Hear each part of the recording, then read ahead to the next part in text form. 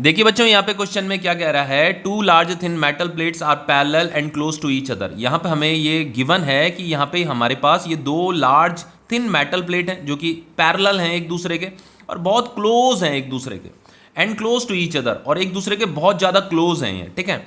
फिर आगे लिखा है, on the inner faces the plates have surface charge density of opposite sign and of magnitude 17 into 10 की power -22 coulomb per metre square.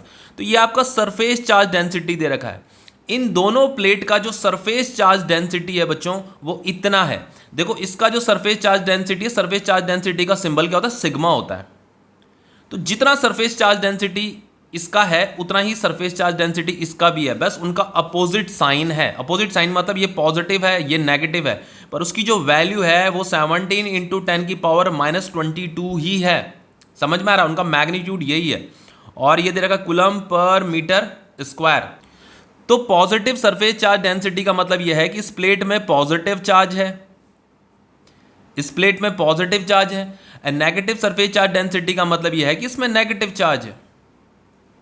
लेकिन जो surface charge density है बच्चों उसका वैल्यू इतना ही है, दोनों का सरफेस चार्ज डेंसिटी का वैल्यू इतना ही है। बस नेगेटिव पॉजिटिव से परेशान मत हो जाना, बस इसमें पॉजिटिव चार्ज है इसमें नेगेटिव चार्ज है। ओके, देखिए हमें यहां पे पूछ क्या रहा है, what is electric field in the outer region of the first plate और in the outer region of the second plate. देखो मान लो ये फर्स्ट प्लेट है, ये आपका सेकेंड प्लेट है, तो सबसे पहले हमें इन द आउटर रीजन बताना ऑफ द फर्स्ट प्लेट। ये मान लो ये फर्स्ट प्लेट है तो इसका आउटर रीजन ये हमने ले लिया, यहाँ पे एक पॉइंट ले लिया मैंने, इसे ए पॉइंट बोल दिया।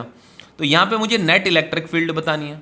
दूसरा, in the outer region of the second plate, ये सेकंड प्लेट ये है तो इसका आउटर रीजन ये होगा। यहाँ पे मैंने एक पॉइंट ले लिया, अब इसे मैंने बी बोल दिया, तो यहाँ पे भी मुझे नेट इलेक्ट्रिक फील्ड बतानी है। फिर बिटवीन द प्लेट्स, तो ये पॉइंट मैंने यहाँ पे ले लिया सी, यहाँ पे भी मुझे नेट इलेक्ट्रिक फील्ड बतानी है। सबसे पहली बात मैं एक चीज बता देता हूं आपको कि देखो क्वेश्चन में ये हमें गिवन है कि ये दोनों प्लेट एक दूसरे के बहुत ज्यादा क्लोज हैं। तो ये जो पॉइंट हमने ले रखा है ये पॉइंट भी इस प्लेट के बहुत क्लोज है और ये वाला पॉइंट भी इस प्लेट के बहुत क्लोज है। दूसरी बात, ये जो पॉइंट्स हमने बाहर ले रखे हैं ना, देखो ये पॉइंट भी क्या है, इस प्लेट के बहुत क्लोज है और ये वाला पॉइंट भी इस प्लेट के बहुत ज्यादा क्लोज होता है, ठीक है। ये डेरिवेशन में आपने ये चीज समझ रखी होगी आई थिंक। अब देखिए बच्चों, एक चीज बताता हूं आपको कि due to large thin metal plates जो इलेक्ट्रिक फील्ड होता है, electric field due to large thin metal plates, जो फॉर्मूला होता है इलेक्ट्रिक फील्ड का वो होता है सिग्मा अपॉन 2 एप्सिलॉन नॉट, ठीक है। देखो इस फॉर्मूले में देखो कहीं पे भी ये जो इलेक्ट्रिक फील्ड है ना, ये इलेक्ट्रिक फील्ड देखो इस सरफेस चार्ज डेंसिटी पे डिपेंड करता है। कहीं पे भी बच्चों डिस्टेंस नहीं आ रखा है, बस सिग्मा आ रखा है। सिग्मा मतलब इस प्लेट का जो सरफेस चार्ज डेंसिटी होगा ना उसी पे इलेक्ट्रिक फील्ड डिपेंड करता है। अब आप चाहे पॉइंट यहां पे कंसीडर करो, चाहे यहां पे कंसीडर करो, चाहे यहां पे कंसीडर करो, कहने का मतलब यह है कि जैसे मान लो ड्यू टू दिस प्लेट आप चाहे इलेक्ट्रिक फील्ड यहां पे निकालो, ड्यू टू दिस प्लेट चाहे आप इलेक्ट्रिक फील्ड यहां पे निकालो, और ड्यू टू दिस प्लेट चाहे आप इलेक्ट्रिक फील्ड यहां पे निकालो। बच्चों तीनों पॉइंट्स में इलेक्ट्रिक फील्ड सेम आएगा, sigma upon 2 epsilon not. Electric field जो है डिस्टेंस पे डिपेंड नहीं करता है, इसीलिए यहां पे फॉर्मूले में डिस्टेंस नहीं आ रखा है, सिर्फ सिग्मा आ रखा है। ओके, क्योंकि आप डिस्टेंस में इसलिए बोल रहा हूं क्योंकि देखो ये पॉइंट जो है इस प्लेट से इतनी डिस्टेंस पे है, ये वाला पॉइंट तो ज्यादा डिस्टेंस पे है ना। लेकिन बच्चों एक और चीज मैं बता देता हूं कि ये जो पॉइंट है ये पॉइंट इस प्लेट के बहुत क्लोज है, ये वाला पॉइंट भी बहुत क्लोज है और ये वाला पॉइंट भी इस प्लेट के बहुत ज्यादा क्लोज है, क्योंकि ये दोनों प्लेट खुद बहुत ज्यादा क्लोज हैं। समझ में आ रहा है? अब देखिए due to this positive plate, जो यहां पे जो इलेक्ट्रिक फील्ड होगा ना उसकी जो डायरेक्शन होगी वो अवे फ्रॉम पॉजिटिव प्लेट होगी, E1। चलो मैंने इसे E1 नाम दे दिया, ठीक है।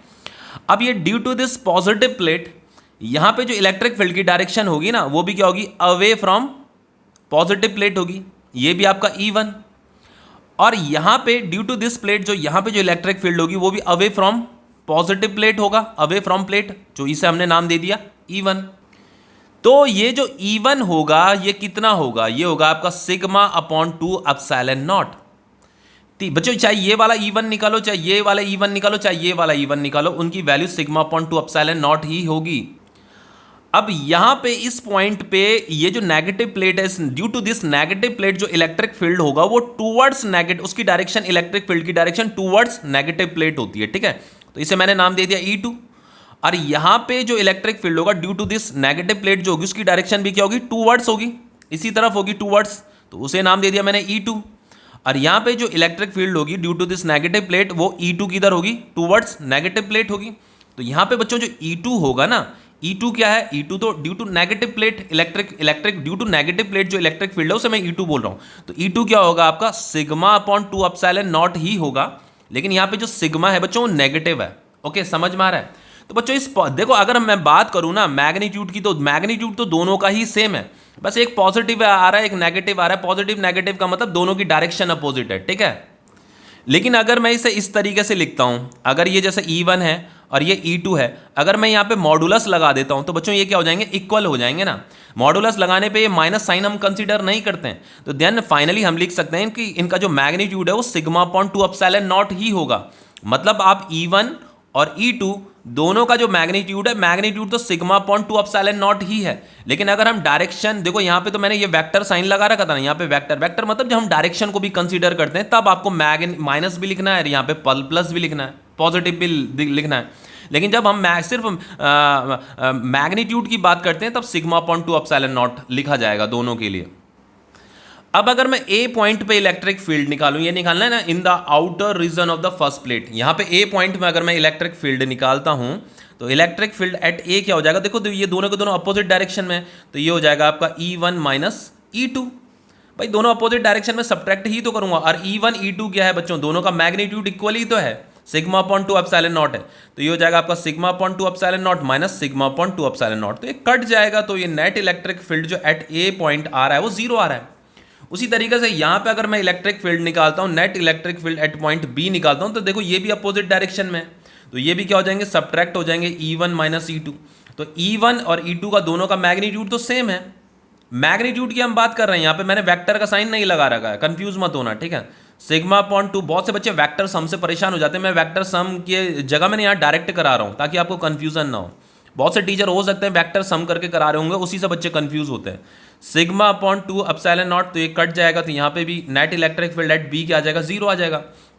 अब मुझे यहाँ सी पॉइंट में भी इलेक्ट्रिक फील्ड निकालना है, तो net electric field at C point क्या होगा, देखो बच्चों E1 की डायरेक्शन भी इधर ही है, E2 की डायरेक्शन भी इधर ही है, तो दोनों की डायरेक्शन सेम है, तो हम दोनों को क्या कर देंगे, ऐड कर देंगे। तो ये sigma upon 2 epsilon not plus sigma upon 2 epsilon not, तो ये कितना आ जाएगा, ये आ जाएगा आपका 2 sigma divided by 2 epsilon not. Okay, समझ में आ रहा है। तो फाइनली ये 2 से 2 कट जाएगा, तो ये बच्चों सिग्मा की जो वैल्यू दे रखी है हमें, ये दे रखी 17 इंटू 10 की पावर माइनस 22, तो इस वैल्यू को यहाँ लिख दो 17 इंटू 10 की पावर माइनस 22, और ये जो एप्सिलॉन नॉट होता है इसकी वैल्यू होती है 8.85 इंटू 10 की पावर माइनस 12।